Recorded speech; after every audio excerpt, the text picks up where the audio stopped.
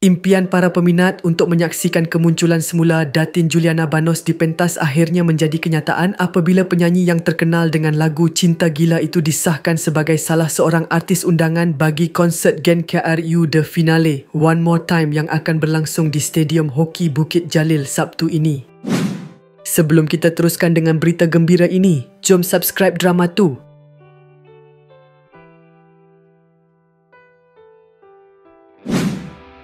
Menurut laporan berita harian, Datuk Norman Abdul Halim menjelaskan bahawa kehadiran Juliana atau nama sebenarnya Juliana Azman Banos memberi makna tersendiri kerana ini merupakan kerjasama pertama mereka selepas lebih 2 dekad penyanyi itu memilih memberi tumpuan kepada keluarga. Sebenarnya kami sudah lama cuba mendapatkan dia untuk konsert di Singapura, tetapi ada beberapa perkara yang tidak sempat diselesaikan. Bila kami umumkan The Finale, kami cuba pujuk sekali lagi dan Alhamdulillah Juliana bersetuju untuk kembali membuat persembahan bersama kami, katanya kepada portal berita itu.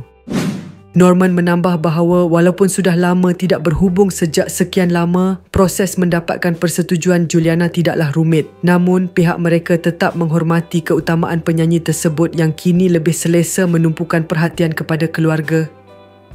Dia kini mempunyai 3 anak dan persembahan ini lebih kepada ingin menjadi kenangan untuk anak-anaknya.